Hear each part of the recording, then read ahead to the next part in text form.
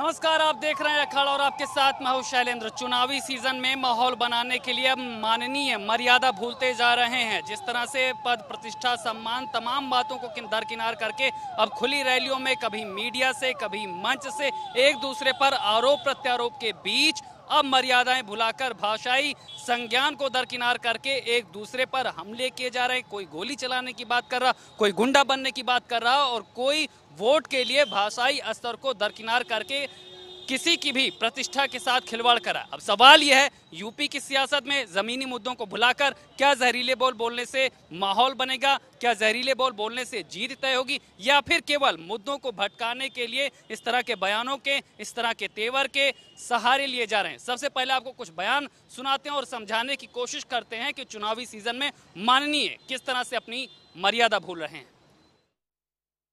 यदि आपके बीच में कोई दादागिरी करने आता है, गुंडागर्दी कराने आता है, तो उससे भी आप मत डरिएगा कि उन गुंडों से भी बड़ी गुंडी संघमित्रा मौर्य बन जाएगी। अगर किसी ने यहाँ पर आपके मान सम्मान स्वाभिमान के साथ खिलवाड़ करने की कोशिश की तो ये संघमित्रा मौर्य उससे भी बड़ी गुंडी बन जाएगी।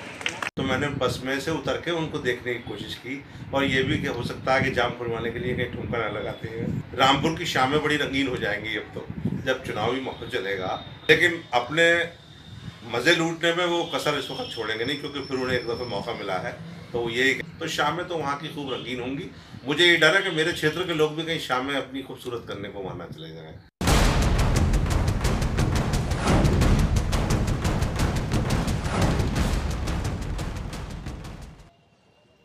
तो सवाल यही है, आखिर जीत के लिए जहरीले बोल की जरूरत क्यों है? यूपी की सियासत में इस तरह की रवायत क्यों? जमीनी मुद्दों को भुलाकर आखिर कसीले बोल बोलकर कौन यहाँ पर अपनी कसर दूर करना चाहता है? 5 साल कामकाज किए, उसका कॉन्फिडेंस होना चाहिए, फिर आखिर जहरीले बोल का सारा क्यों? इसी मुद्दे पर आज की बहस, आज का अखाड़ा, जिसके लिए जनता से भी सीधे जुड़ेंगे। लेकिन उससे पहले हमारे साथ जो पैनल जुड़ा हुआ उसका परिचय आपसे करा देते हैं। हमारे साथ बीजेपी से दिलीप श्रीवास्तव जी हैं, हमारे साथ सपा से नाहिद लौरी जी हैं और साथ ही कांग्रेस से हमारे साथ अंशु अवस्थी जी हैं। शुरुआत करेंगे आप ही से करेंगे दिलीप जी। जिस तरह से 5 साल अब गुजर चुके हैं, जनता सवाल पूछ रही है, लेकिन जनता के बीच जो माननीय जा रहे हैं, मर्यादा भूल जा रहे हैं और एक बार फिर जहरीले बोल। देखिए, भारतीय जनता पार्टी ने 5 साल में जो काम किया वो उसका रिपोर्ट कार्ड, एक एक दिन का एक एक पाई का हिसाब किताब जनता के सामने है। देश के यशस्वी प्रधानमंत्री आदरणीय मोदी जी सबके सामने अपनी बातों को रख रहे हैं। विपक्ष के पास कोई मुद्दा नहीं है। जनता के बीच में हमने काम किया। संघमित्रा मौर्य हैं, बदायूं से बीजेपी की प्रत्याशी हैं, वो करें कि अगर बदायूं की जनता के साथ कोई गुंडाई करेगा तो वो खुद गुंडा बन जाएंगे। देखिए, बदायूं की जनता के साथ उन्होंने जो बातें रखी वो उसके बारे में ज़्यादा अच्छा उत्तर ये दे सकती हैं। लेकिन जिस प्रकार से रामपुर में, जिस प्रकार से समाजवादी पार्टी के नेता ने जिस प्रकार का बयान दिया, वो उनकी कार्य संस्कृति, उनकी द्योतक को, उनके व्यक्तित्व को प्रदर्शित करता है। और जिस राजनीतिक दल की कार्य संस्कृति ही इस प्रकार की रही है, उससे कोई और अपेक्षा की नहीं जा सकती। बिल्कुल, सवाल यही है, कार्य संस्कृति किसी भी पार्टी की कैसी भी हो, लेकिन ये किस तरह के संस्कार हैं, ये किस तरह की भाषा है कि सियासत में इस तरह से एक दूसरे पर आरोप प्रत्यारोप लगाने के लिए भाषाई मर्यादा को दरकिनार कर दिया जाए। नाई जी, जिस तरह से आज सपा के 2 बड़े नेताओं के इस बयान सामने आए, आप क्या कहेंगे? देखिए, सबसे पहले तो मैं प्रधानमंत्री जी के बयान के ऊपर बात करना चाहूँगी कि आज उन्होंने मेरठ पे मंच से सपा, बसपा और आरएलडी के गठबंधन को शराब का मतलब सभी लोग समझ रहे हैं कि वो क्या कहना चाह रहे थे। वो इसलिए अपमानित कर रहे हैं सपा, बसपा, आरएलडी को, क्योंकि ये पार्टियां जो है कमज़ोरों की, किसानों की, दलितों की, पिछड़ों की, मजदूरों की, गरीबों की लड़ाई लड़ते हैं, उनकी हक की बात करते हैं। तो मोदी जी और जी, विपक्ष में आपका काम यहाँ पर सवाल उठाना है, कामकाज पर सवाल उठाइए, लेकिन किसी के सम्मान पे इस तरह से फिरोज खान जिस तरह की भाषा का प्रयोग कर रहे हैं, जिस तरह से इंद्रजीत सरोज भाषा का प्रयोग कर रहे हैं, ये कितना सही है? देखिए, मैंने जो आप फिरोज खान जी की बात करें, मैंने ये बात सुनी नहीं है, लेकिन जो बात सुनी उस पर मैं कह रहे हैं कि रामपुर से जयप्रदा मैदान में है, अब वहाँ रामपुर वालों की मौज हो गई है, वो ठुमके से अपने यहाँ पर ट्रैफिक खुलवाएंगे, इस तरह की बातें कर रहे हो। अरे तो बीजेपी के एमएलए सुरेंद्र सिंह जी, उनके ऊपर क्यों नहीं बात कर रहे? उन्होंने बहन कुमारी मायावती जी के ऊपर इतनी अभद्र टिप्पणी की। बहन कुमारी मायावती जी एक राष्ट्रीय नेता हैं, वो कई बार की मुख्यमंत्री रही है प्रदेश के समय, जहरीले बोल वो कई बार मुख्यमंत्री रही है प्रदेश की, वो एक पार्टी की वो राष्ट्रीय अध्यक्ष है। इतनी अभद्र टिप्पणी क्यों की? क्योंकि वो एक कामदार दलित महिला है, एक कामदार दलित महिला है। भाजपा दलितों का, पिछड़ों का, कमजोरों का, गरीबों का, किसानों का निरंतर अपमान कर रही है और कोई लक्ष्य नहीं है भाजपा। सवाल ये है कि कौन किसका अपमान कर रहा, कौन किसका सम्मान कर रहा, ये बात नहीं है, लेकिन जब आप जनता के बीच में जाते हैं, चुनावी प्रचार करने जाते हैं, तो भाषाई मर्यादाओं को दरकिनार क्यों? देखिए, असली बात यह है कि भारतीय जनता पार्टी के पास पिछले 5 साल में कोई भी मुद्दा नहीं है। जो इन्होंने वादे किए थे 2014 में, काला धन लाएंगे, रोजगार देंगे, 15 लाख देंगे, किसानों कर्जा माफ करेंगे, सारे वादों पर विफल साबित हुए। आज इसीलिए हकीकत ये है कि ये मुद्दों से भटकना चाह रहे हैं। अब इससे पहले भी देखा जाए, जिस तरह से मौत का सौदागर का बयान दिया गया, चुनाव आते ही आखिर जहरीले बोल। देखिए, मैं फिर से रिपीट कर रहा हूं, मैं मीडिया से भी अनुरोध कर रहा हूं, आपके माध्यम से दर्शकों से भी कर रहा हूं, कांग्रेस पार्टी मुद्दों से भटकने नहीं देगी इस भारतीय जनता पार्टी को। इन्हीं मुद्दों पर लाके इनको हम पटकेंगे जो इन्होंने वादे किए थे। प्रधानमंत्री जी बड़ी बड़ी बातें करते हैं, मंचों से कितनी उलूल जुलूल बातें करते हैं। आज इसीलिए इनके जो लोग पाकिस्तान भेज रहे थे देश के लोगों को, आज वो अपनी लोकसभा में जाने की हिम्मत नहीं जुटा पा रहे हैं। ये सच्चाई है। 2019 में भारतीय जनता पार्टी का सफाया होगा, इनकी जुमलेबाजी का सफाया होगा। देश का किसान जीतेगा, नौजवान जीतेगा, और ये जुमलेबाज राफेल के दलाल हारेंगे। ठीक है, हार जीत का सवाल है, पर सवाल ये है कि जिस तरह से जनता के बीच में जाकर नेता यहाँ पर जहरीले बोल बोलते हैं, आखिर इसके क्या मायने? आज प्रधान जी शराब कहते हैं, और शराब की सही हिंदी भी नहीं जानते। जो सा लगाए हो सा नहीं लगता शराब में, पहली चीज। और इनके झुझुनू, समझिए भावनाएं, झुझुनू के एक प्रत्याशी हैं, वो कहते हैं 5 वोट लाओ, 1 पैक ज्यादा लगाओ। ये लोग शराब, शबाब, पाकिस्तान, यही मुद्दे हैं इनके पास। ये ऐसी भाषा मुद्दों से भटकाने के लिए जहरीले बोल। इनके पास कुछ है ही नहीं, मुद्दे से भटकाएंगे ही। और क्या है इनके पास? किसान, नौजवान, उसकी बातें नहीं सुनेंगे, सिर्फ मुद्दे से भटकाने का काम करते हैं हमेशा, और वही कर रहे हैं आज भी। साहब, जिस तरह से नेता ये जहरीले बोल रहे हैं, किस तरह से लेते हैं आप? चुनाव में जब वोट डालने जाते हैं तो इनके इस तरह के बयानों का कितना असर होता है? बहुत असर होता है। दोबारा अब कोई पार्टी नहीं आई थी, खाली मोदी थी। ऐसे नेताओं को आप प्राथमिकता देते हैं? नहीं, हम नहीं देते हैं ऐसे। मोदी सिवाय दोबारा कोई नहीं आएगा। साहब, जिस तरह से ये नेता जो है जहरीले बोल बोलते हैं, कभी पाकिस्तान का मुद्दा आ जाता है, कोई किसी के सम्मान के साथ खिलवाड़ करता, कोई गुंडा बनने के लिए तैयार है, क्या कहेंगे आप? ये तो अनुचित है ये सब करना, लेकिन मोदी नेताओं को ऐसी जरूरत क्यों पड़ती? मोदी का विकल्प कोई नहीं। अब वो तो आपस में भटकाने के लिए करते हैं, लेकिन मोदी का विकल्प आज तक कोई ना हुआ है ना होगा। क्या कहेंगे साहब? पहली बात तो मैं पूछना चाहता हूँ, जो समाजवादी पार्टी के प्रवक्ता हैं, जब इनके राष्ट्रीय अध्यक्ष मुलायम सिंह यादव जब बोलते हैं बच्चों से गलती हो जाती, मैं पूछना चाहता हूँ, जब इनके बच्चों से गलती होगी, जब इनकी माँ बहनों पे जब बीतेगी, तो ये क्या जवाब देंगे? इनके कौन पूछेगा? कांग्रेस के प्रवक्ता। पर जनता के बीच में जाना, मीडिया में जाके इस तरह के बयान, जी ने अभी तक क्यों नहीं माफी मांगी? मोदी जी को मसूद अजहर बोलेंगे, देश के प्राइम मिनिस्टर को ऐसी बातें बोलनी चाहिए, शोभा नहीं देती। राहुल गांधी के अंदर आखिर क्या खूबी है जो हम उनको वोट दे? एक खूबी मैं कांग्रेस पार्टी से मैं पूछना चाहता हूँ, एक भी खूबी बता दे। क्या कहेंगे सर? आपका प्रश्न क्या है? इस तरह से नेताओं के ये जहरीले बोल आ रहे हैं, क्या माहौल बनाने के लिए, इस तरह से जमीनी मुद्दों को भटकाने के लिए इस तरह के जहरीले बोल बोले जाते हैं? निश्चित रूप से जो भारत की गंगा जमुनी तहजीब है, संस्कृति है हमारी, उसको नष्ट कर करके के लिए भूमिका निभाते हैं जहरीले बोल। हाँ, जीत के लिए भूमिका तो कहीं न कहीं निभाते हैं। ये प्रभावित करते हैं जनमानस की उसको चेतना को, तो ये लोग इसीलिए इस तरीके के बोलों को बोलते हैं। लेकिन हमारा कहना ये है कि कोई भी पार्टी हो, कोई भी नेता हो, भारतीय संस्कृति जो है उसको नष्ट करने की इजाज़त किसी का ख्याल हो, सियासत में संस्कार भी हो। साहब, जिस तरह से जहरीले बोल सामने आते, क्या कहेंगे? सवाल सबसे बड़ा ये है, ये स्टेट गेस्ट हाउस कांड हुआ है ना, उसके अंदर मायावती जी के संग क्या हुआ, और आज दोनों जने मिल करके चुनाव लड़ रहे हैं। ऐसी परिस्थिति क्यों पैदा हुई?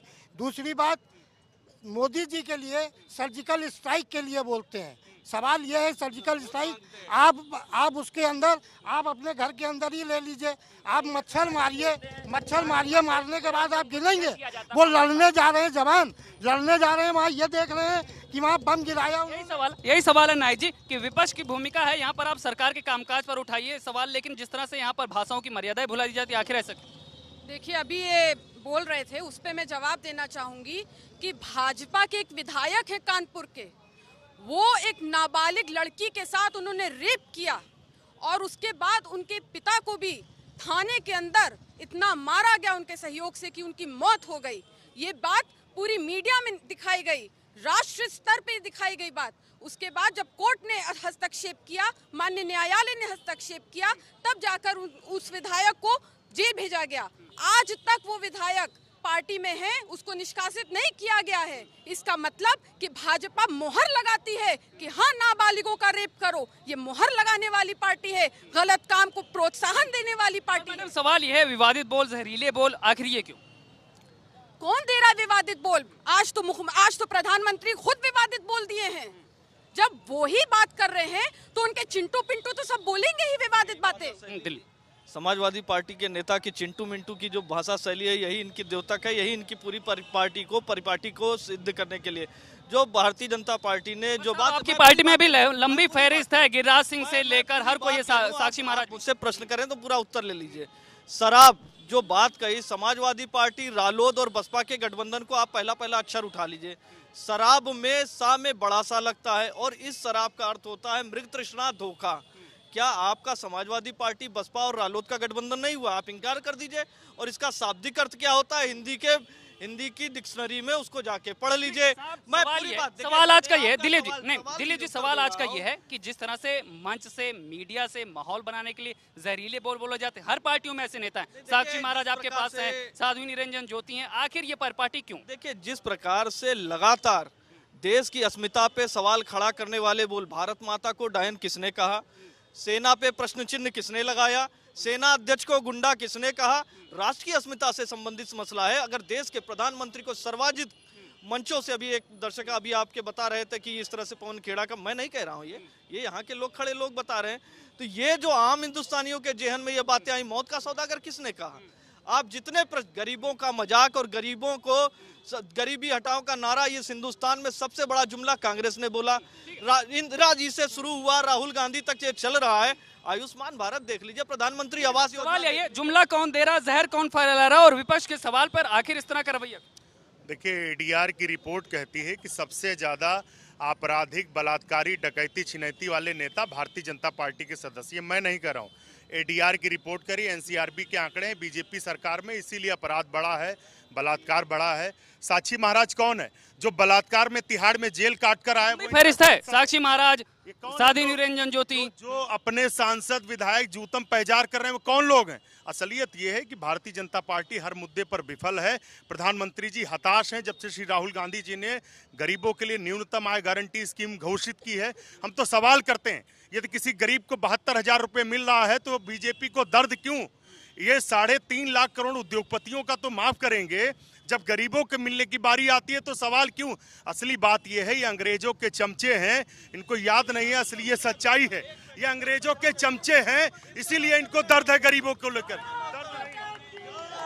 भारतीय राष्ट्रीय कांग्रेस की स्थापना ए.ओ. ह्यूम ने की थी, सन 1885 में की थी।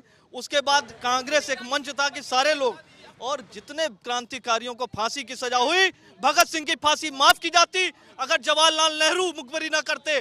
जवाहरलाल नेहरू ने मुखबरी की थी तो चंद्रशेखर आजाद के पीछे अंग्रेज लगे थे।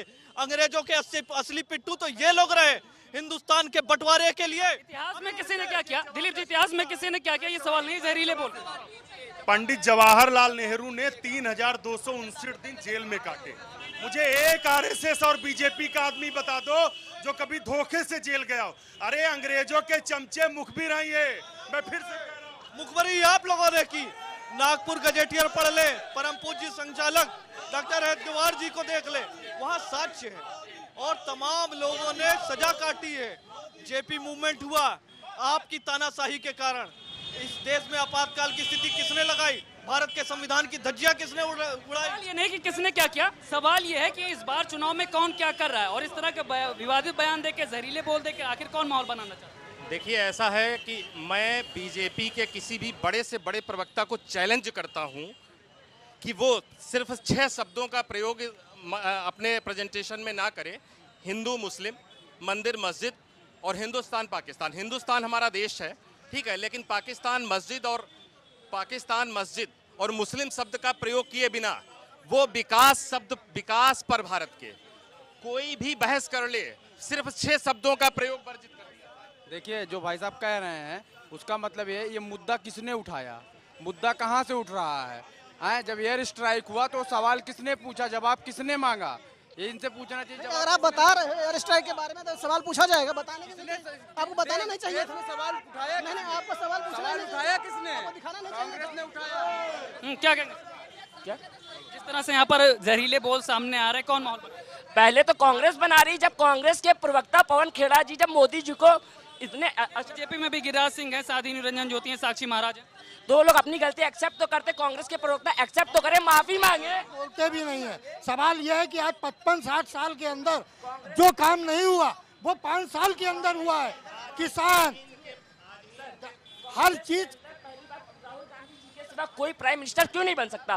क्या सिर्फ राहुल गांधी बनेंगे या राहुल गांधी मतलब सर नहीं बन सकते? सर नहीं बन सकते। मोदी जी ही माहौल बना रहे हैं देश में कॉमनल होने का। हिंदू अब ये जिस तरह से नेता विवादित बयान दे रहे हैं, एक दूसरे की मर्यादा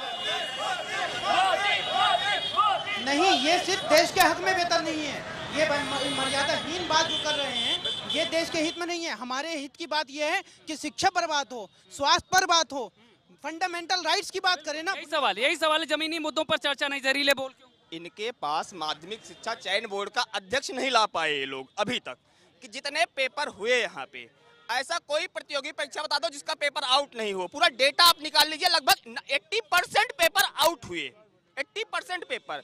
ये ना बेरोजगारी बात करेंगे, ना किसान पे बात करेंगे। एक किसान को तो एक झुंझुना 6,000 दे रहे हैं, हम तो हर गरीब को जिसके पास झोपड़ी है उसको 12,000 रुपए दे रहे हैं, जो भूमिहीन है उसको 12,000 रुपए दे रहे हैं। जो ये 70 साल की बीमारी थी, 5 साल में उस बीमारी का जो 55 साल और 55 महीने हुए, उस 55 साल की बीमारी का 55 महीनों में हुआ है। इसका दर्द इनको पेटों में है। ये सब मतलब हताश हो गए। बात दर्द के नहीं है, बात दांव की हो सब। अंशु जी, जिस तरह से नई सियासत की बात हम करते हैं, नई राजनीति की बात करते हैं, लेकिन जैसे ही चुनाव आता है वही पुरानी रवायत, वही पुराने बोल। देखिए, हम तो एक अनुरोध करते हैं बीजेपी के साथियों से भी और सरकार से भी। श्री राहुल गांधी जी किसानों की बात करते हैं, इनको दर्द होता है। नौजवानों के रोजगार की बात करते हैं, इनको दर्द होता है। साहब, प्रधानमंत्री का एक मुझे आप सम्मेलन बता दो जब उन्होंने किसानों से मुलाकात की हो, नौजवानों से मुलाकात की हो। असली बात यह है कि भारतीय जनता पार्टी सिर्फ हिंदू मुस्लिम करना चाहती है। इन्होंने आज तक 5 साल में एक भी काम गरीबों के लिए नहीं किया। हमने वादा किया है कांग्रेस की सरकार बनेगी, लोगों को न्यूनतम आय गारंटी के तहत 72,000 मिलेगा, किसानों का कर्जा माफ होगा। यही होना चाहिए। विपक्ष सरकार से सवाल पूछे, कामकाज को लेकर सवाल पूछे। लेकिन मैडम, जिस तरह से आपके नेता जाते हैं, मंच पे जाते हैं, जिस तरह से जय प्रदा के लिए बात बोली गई, जिस तरह से यहाँ पर जनता के बीच बात बोली गई, आखिर इस तरह के नेताओं पर कार्रवाई करेगी पार्टी?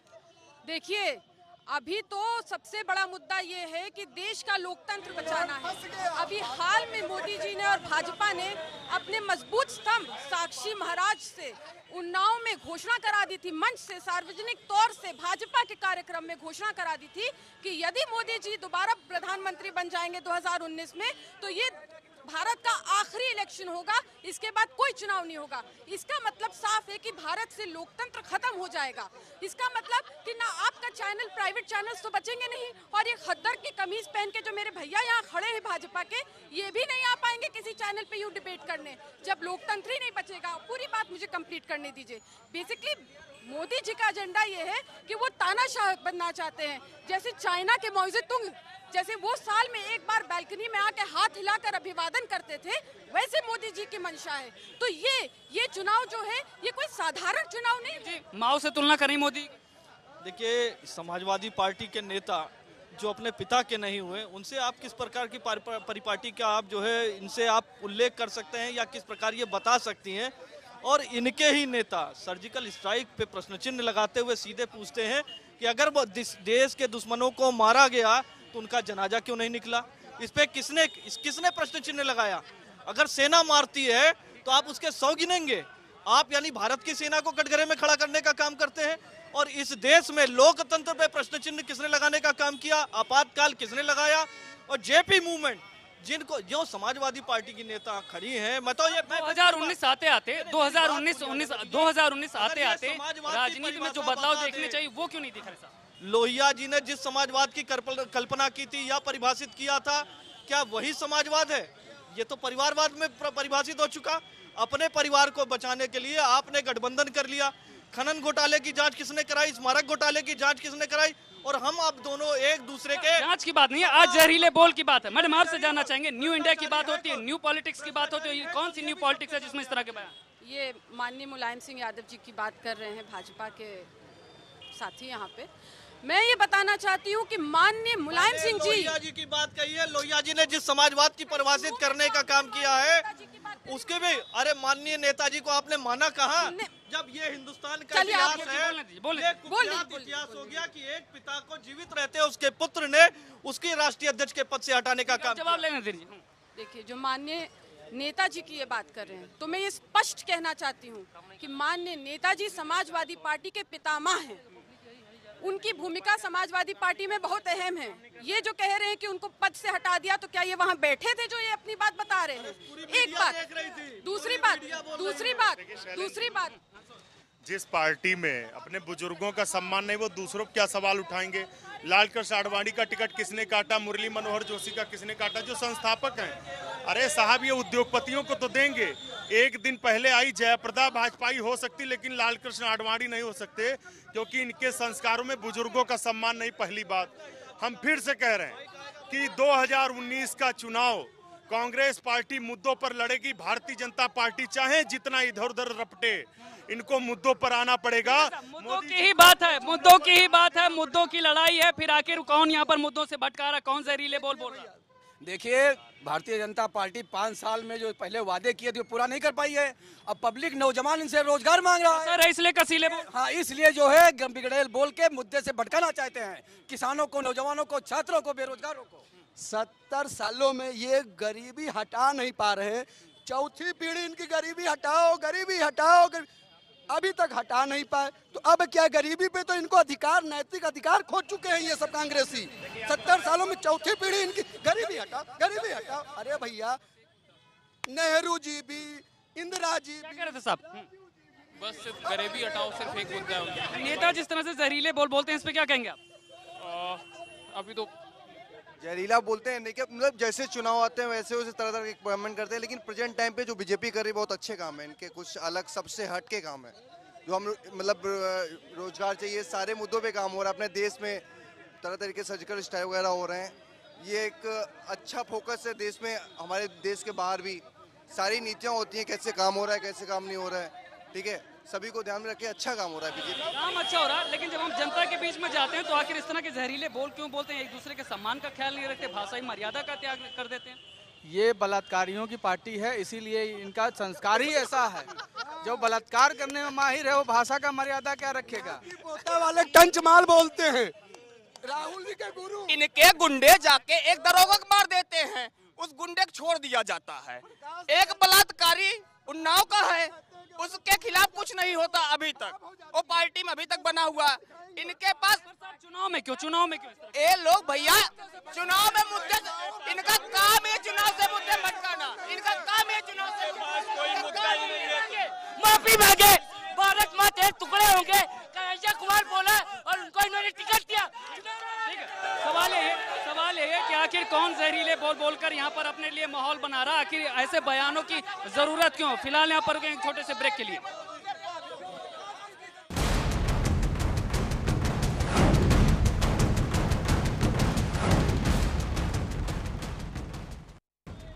ब्रेक के बाद आपका स्वागत है। और सवाल यही है कि जब न्यू इंडिया की बात हो रही है, ट्रांसफॉर्मिंग इंडिया की बात हो रही है, फिर सियासत में ये रवायत क्यों नहीं बदल रही? हर बार चुनाव में जहरीले बोल, जीत के लिए आखिर इनकी कितनी जरूरत है? देखिए, कोई भी नेता हो, लोकतंत्र में जनता के बीच में जाता है और किसी भी प्रकार का जो किसी की अस्मिता को ठेस पहुंचाने वाले बोल हों वो नहीं बोलने चाहिए।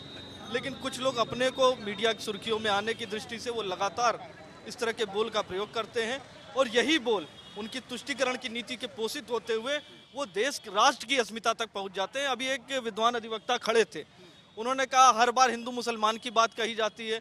सुप्रीम कोर्ट ने हिंदुत्व की व्याख्या की कि इस हिंदुस्तान में जो भी रहता है वो हिंदुत्व का पर्याय है, यानी हिंदुत्व किसी धर्म विशेष के लिए नहीं, जो भी मुसलमान है, ईसाई है, जो भी इस हिंदुस्तान में रहता है वो हिंदू है। इसके अतिरिक्त कौन कहा कि किसने कहा कि सिर्फ कांग्रेस मुसलमानों की पार्टी है? कौन कहा हिंदू पाकिस्तान? किसने कहा हिंदू आतंकवाद? ये भारतीय जनता पार्टी चुन के लाए जाते हैं जहरीले, वो प्लान इनके तहत लाए जाते हैं। नहीं बोला, ये कांग्रेस की बोल रही है। देश को विभाजन के कगार पे और अपनी महत्वाकांक्षा को पूरा करने की दृष्टि से हिंदुस्तान का बंटवारा किया गया। जिन्ना और नेहरू जी की जिद के कारण बंटवारा हुआ और कश्मीर की इस विध्वंस स्थिति के लिए नेहरू जी की नीतियां जिम्मेदार रही। स्थितियां किसी के कारण भी रही हो, लेकिन विभाजनकारी, विभेदकारी और यहाँ पर असंस्कारी राजनीति की परंपरा की। देखिए, केंद्र की 5 साल की भाजपा की जो सरकार रही, सपा कार्रवाई करेगी ऐसे नेताओं पे जिन्होंने विवाद बयान दिया? आप ये बताएं कि केंद्र की जो भाजपा की 5 साल की सरकार रही है, इनका कोई काम इन्होंने नहीं किया। इनकी सरकार निराशाजनक काम किया। कामकाज पे सवाल उठाइए, आपके नेता इस तरह की भाषाओं की मर्यादाओं के किनारे। हमारे मुद्दे, हम ये जो बातें कर रहे हैं ये सिर्फ देश को भटकाने की बातें कर रहे हैं, क्योंकि इन्होंने जमीन पर कोई काम नहीं किया है। हम मुद्दों की बात कर रहे हैं। मोदी जी ने और भाजपा ने वादा किया था कि 2 करोड़ नौकरी देंगे। क्या दिया 2 करोड़ नौकरी? मोदी जी ने कहा था विदेश से काला धन वापस लाएंगे, लाए वापस काला धन। हर नागरिक के अकाउंट में 15 लाख रुपए डालेंगे, क्या डाले? नहीं, कुछ नहीं किया। रिजल्ट क्या हुआ? 0। हम लोहिया जी के आदर्शों पे चलने वाले हैं। लोहिया जी हमको समझाते हैं, समाजवाद में समझाते थे लोहिया जी कि काम पे तवज्जो दो, वादों पे तवज्जो ना दो, गरीबों, कमजोरों, किसानों के उत्थान पे तवज्जो दो। यही सवाल है, जमीन के जो मुद्दे हैं उनको भुला के आखिर ये जहरीले बोल को इनकी जरूरत कितनी है और राजनीति से ये रवायत हट क्यों नहीं रही? देखिए, अगर आप आंकड़े उठा के देखें तो सबसे ज़्यादा जो जहरीले बोल है भारतीय जनता पार्टी के नेताओं के। मुख्यमंत्री स्वयं कहते हैं कि ठोक दो। जब कोई नौजवान रोजगार मांगता है तो वो ये कहते हैं कि उनके पिछले पापों का फल है। असली बात यह है कि 2014 में जो बात कही, जो 2017 में, सुन लो, ये दिलीप बताएंगे, 2017 में जो बात कही, एक भी परीक्षा उत्तर प्रदेश में सफलतापूर्वक नहीं हो पाई। उत्तर प्रदेश का नौजवान जब फार्म भरता और परीक्षा केंद्र पहुंचता तो पता चला कि पेपर लीक हो गया। इसी अभी भारतीय जनता पार्टी के राष्ट्रीय महासचिव मुरलीधर राव, उन पर मुकदमा दर्ज हुआ है कि उन्होंने 2 करोड़ रुपए लिए नौकरी दिलवाने के लिए। मैं नहीं कह रहा हूँ, ये सभी आज समाचार पत्रों में। असली बात यह है, मोदी जी ने कहा था आज तक 5 साल में एक बार भी अयोध्या नहीं पहुंच पाए प्रधानमंत्री जी। ये हिंदुओं की जो बात करते हैं, हम तो इसे सवाल करते हैं। गन्ना किसानों का आज भी 10,000 करोड़ रुपए बाकी है। 1 रुपए, 2 रुपए, 3 रुपए कर्ज माफ किया गया। हम फिर से कह रहे हैं कि मुद्दों पर चुनाव हो। भारतीय जनता पार्टी यदि मुद्दों पर चुनाव लड़ेगी, अपना घोषणा पत्र उठाकर देखेगी, तो इनके पास वोट मांगने का कोई भी अधिकार जनता। बिल्कुल, यहाँ पर मुद्दों पर ही चुनाव होना चाहिए, ना कि यहाँ पर माहौल बनाने की कोशिश की जाए। साहब, जिस तरह से यहाँ पर माहौल बनाने के लिए जहरीले बोल बोले जा रहे हैं, ऐसे नेताओं पर पार्टियों को कार्रवाई करनी चाहिए, सख्त कार्रवाई करनी चाहिए। निश्चित रूप से चुनाव आयोग को ध्यान देना चाहिए। जो भी चुनाव के समय गलत भाषा का प्रयोग करे उस पर कार्रवाई होनी चाहिए और उसको कभी चुनाव न लड़ने का अधिकार देना चाहिए कि चुनाव उसको कभी न लड़ पाए। वो जिस तरह से जहरीले बोल बोले, जब आप वोट डालने जाते हो तो कितना असर पड़ता है इस तरह के बयान? भावनाओं में बहता है इंसान। और ये लोग क्या करते हैं कि सारी चीज़ों का, चाहे सेना हो, चाहे देश हो, चाहे अस्मिता हो, जैसे लगता है इनके पिताजी का ही सिर्फ देश हो, सर्टिफिकेट लेकर के ये बैठे हुए हो, जबकि आज़ादी में इनका कोई इतिहास नहीं है। आज़ादी की लड़ाई में इनका कोई भी इतिहास नहीं है कहीं भी। भाजपा ने देश को लूटा है और सारे लड़के नेता जो जहरीले बोल रहे हैं बेरोजगार हैं। सारे लड़के बेरोजगार हो गए हैं, न नौकरी है न बेरोजगार हो गए हैं। काला धन है कहाँ गया? भाजपा केवल विकास की बात ना करके केवल जो है मंदिर, मस्जिद और केवल जात की बात करती है। मुद्दों से भरमाने की कोशिश की जाती है। हिटलर ने कहा था कि एक झूठ को अगर 1000 बार बोला जाए तो वो सच हो जाता है। पिछले 5 साल से सिर्फ आपका media, even I am not including you, I don't know about you, लेकिन पूरा 90% मीडिया इस देश का जो बिक के बातें कर रहा है और एक झूठ को बार बार प्रचलित करके भ्रमित माहौल पूरे देश। यही सवाल है कि आखिर कौन भ्रम फैला रहा है? आखिर इस तरह के बयान देकर इस तरह से चीज मैं बता देना चाहता हूँ, ये जो परिवारवाद पार्टी है इनके पास कोई मुद्दा नहीं है, इसलिए ये मुद्दा से भटकाने के लिए लोगों को उल जुलूल मुद्दे ला रहे हैं और ये जनता जान चुकी है। इसलिए 2019 में फिर मोदी जी की सरकार आ। बहन ने अभी कहा कि 5 साल में क्या किया। 5 साल में जो गांव की औरतें थी आंखों धुएं से तो खाना पड़ा। अगर आपने काम किया तो कसीले बोल। उज्ज्वला योजना वोट के लिए ना, काहे का वोट भाई? हमने काम किया है, अगर काम किया है तो हम अपना काम बताएंगे ही बताएंगे। है हमने स्ट्राइक करी, हम उसका प्रमाण दें। किस बात का प्रमाण आप मांग रहे हो हमसे? मैं पूछ रहा ये बताना चाहता हूं कि समस्त राजनीतिक दल सिर्फ नूरा कुश्ती का खेल खेल रहे हैं, अपने चुनावी एजेंडों को कोई भी पूरे नहीं कर रही। भारतीय जनता पार्टी भी सत्ता में राष्ट्रवाद हिंदुत्व के नाम पर आई थी। यही ना, जनता के बीच जाइए, जो अच्छे काम आप करने वाले हैं, जो किए गए हैं वो गिनाइए। जहरीले नहीं, जहरीले बोल बोलने वाले की मैं कड़ी निंदा करता हूँ। जहरीले बोल वाली पार्टियों को यहाँ पर कार्रवाई करनी चाहिए। नहीं, बिल्कुल करनी चाहिए, लेकिन भारतीय जनता पार्टी जिन मुद्दों पर आई, चाहे वो राम मंदिर का मुद्दा हो, धारा 370, 35A का मुद्दा हो, कॉमन सिविल कोड, जैसे कि अभी बोला गया कि 5 साल में मोदी सरकार ने क्या किया, हम ये बताना चाहते हैं कि मोदी सरकार ने क्या किया, क्योंकि कांग्रेस सरकार 5 साल में सरकार का काम नहीं देख रही थी, सिर्फ मोदी के पीछे पड़ी हुई थी कि मोदी क्या कर रहे हैं, कहाँ जा रहे हैं, क्या पहन रहे हैं। वो उनको इस चीज़ की तकलीफ थी कि मोदी सबसे ज़्यादा क्यों पहन रहे हैं, सबसे ज़्यादा क्यों आगे बढ़ते आ रहे हैं। यही सवाल है कि राजनीति में जब जनता चुनाव आती है बड़ी उम्मीदें लगाकर बैठी होती है, उनको लगता है उनकी बातें होंगी, लेकिन यहाँ पर जहरीले बातें, असम्मानजनक भाषा का प्रयोग। देखिए शैलेंद्र जी, हमारी पार्टी के राष्ट्रीय अध्यक्ष श्री राहुल गांधी जी ने बार बार कहा है कि हम मुद्दों पर चुनाव लड़ेंगे। भारतीय जनता पार्टी चाहे जितना गुमराह करे, 45 साल में सबसे ज्यादा बेरोजगारी दर चेहरे हैं, जैसे चुनाव आते हैं वो इस तरह की भाषा का प्रयोग करने लगते हैं। जो नौजवान हैं सड़क पर, आप देखिए सड़क पर जो किसान निकले थे उनको दिल्ली नहीं जाने दिया गया, किस तरीके से लाठियों से पीटा गया। जब नौजवान जंतर मंतर पर रोजगार मांगने निकलता है तो उसको लाठियों से पीटा जाता है।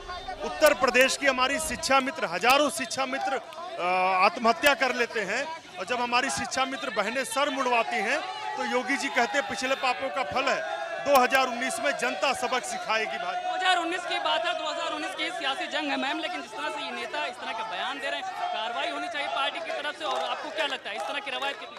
मुझे आपकी बात ही नहीं सुनाई। जिस तरह से नेता ये विवादित बयान दे रहे हैं, आपको लगता है पार्टी को उन पर सख्त नकेल कसनी चाहिए? बार बार वही चेहरे, वही भाषा, उसी तरह का स्तर।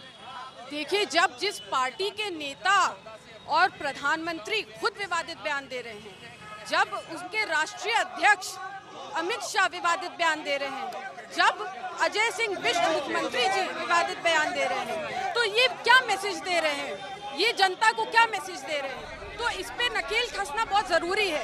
अब आप देखिए कि मोदी जी अपने आप को चौकीदार कह रहे हैं। अब जब पुलवामा में हमारे जवानों के साथ खून की होली खेली जा रही थी, तब प्रधानमंत्री मोदी जी उत्तराखंड के कॉर्बेट नेशनल पार्क में कपड़े बदल के पोज मार के डिस्कवरी चैनल की शूटिंग कर रहे थे। सुबह 7 बजे से गए थे, 8 बजे तक वो कॉर्बेट नेशनल पार्क में रहे। ऐसे असंवेदनशील है हमारे प्रधानमंत्री। उस दिन उन्होंने कोई दुख व्यक्त नहीं किया, नाश्ता किया। सवाल ये संवेदना का सवाल है, और सवाल ये भी है कि सियासत में इस तरह की भाषा का प्रयोग क्यों? वो चेहरे जो बार बार जनता के बीच आते, कामकाज नहीं गिनाते, कसीले बोलते हैं।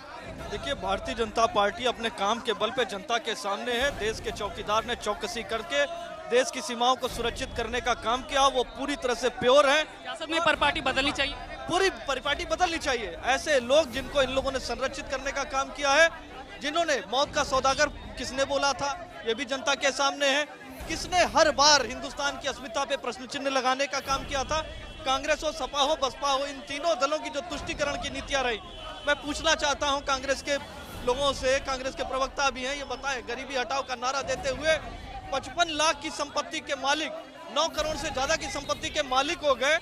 आय से अधिक संपत्ति का मामला बसपा की सुप्रीम पर चलता है, आय से अधिक संपत्ति का मामला समाजवादी पार्टी के सुप्रीम पर चलता है, और अब राष्ट्रीय अध्यक्ष है, उन पे भी सुप्रीम कोर्ट से नोटिस हो रही है।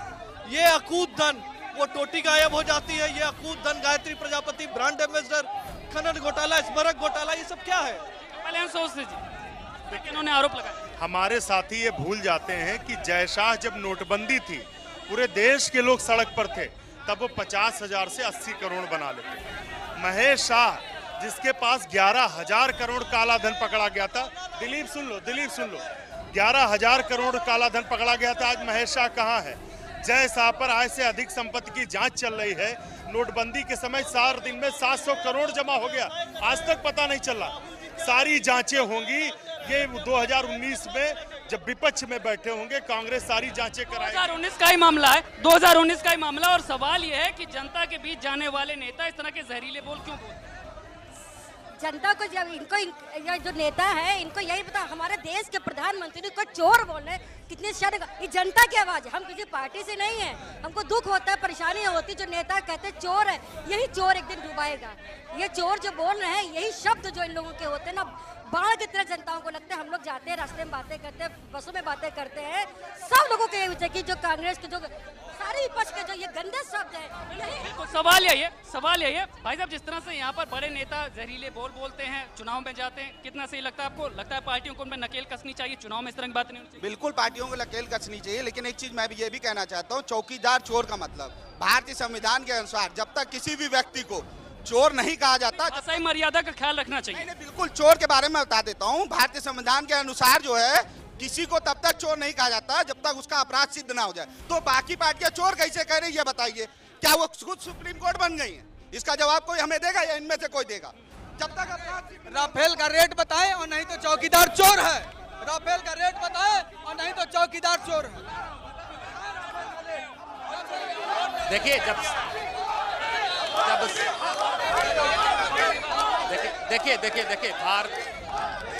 देखिए भारतीय लोकतंत्र है, भारतीय लोकतंत्र है, संसद की गरिमा है और संसद संविधान से हमारी चलती है। आज तक देश में बहुत सारी जेपीसी ज्वाइंट पार्लियामेंट्री कमेटी गठित हुई है और इस देश में सीता जी की भी अग्नि परीक्षा हुई है। मोदी जी का चरित्र सीता जी के चरित्र से ऊपर नहीं हो सकता है। अगर विपक्ष जेपीसी किसी की मांग कर रहा है और मोदी जी अगर नीट एंड क्लीन थे तो इनको जेपीसी अलाउ कर देनी चाहिए थी। दूध का दूध हो, पानी का पानी हो जाता। और मैं बीजेपी के किसी भी बड़े से बड़े प्रवक्ता को चुनौती देता हूं कि अपने वो डिबेट में हिंदू मुस्लिम मंदिर मस्जिद और हिंदुस्तान पाकिस्तान शब्द का प्रयोग किए बिना मोदी कीड़े मकोड़े सब मर जाएंगे। केवल मोदी, केवल मोदी। मोदी आएंगे, मोदी, कोई नहीं रहेगा। जो लोग चोर बोलते हैं मैं उनसे पूछता हूँ कहीं से उन लोग आज तक नहीं साबित कर पाए कि मोदी चोर कैसे हैं। और वो साबित करें कि मोदी चोर कैसे हैं, आज तक कभी नहीं साबित कर। देश को चलाने के लिए नमो चाहिए, देश को चलाने के लिए कोई नमूना नहीं चाहिए। आप जहरीले बोल क्यों? जहरीले बोल नहीं, इसलिए प्रधानमंत्री की रेस में क्या राहुल गांधी जी हैं? जहरीले बोल ही समझते हैं। करें बराबर के लोगों से करें। 70 साल में कांग्रेस ने क्या किया, देश का क्या विकास था, 5 सालों में क्या? सवाल होना चाहिए कि किसने क्या किया।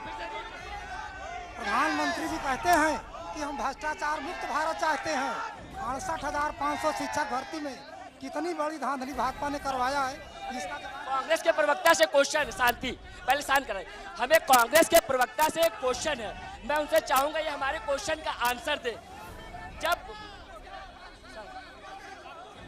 कांग्रेस के जो प्रवक्ता है पवन खेड़ा जी देश के प्राइम मिनिस्टर को जब पाकिस्तान के आतंकवादियों से तुलना करते तो इन्होंने कांग्रेस के प्रवक्ता ने माफी क्यों नहीं मांगी? भारतीय जनता पार्टी का कोई प्रवक्ता अपशब्द नहीं बोलता है। सवाल ये पैदा होता है कि 55 साल में जो कार्य नहीं किया, जब उन्होंने हमारी विदेश की नीति क्या थी, आज विदेश की नीति क्या है? आप सबसे बड़ी चीज देखो किसी भी कंट्री में।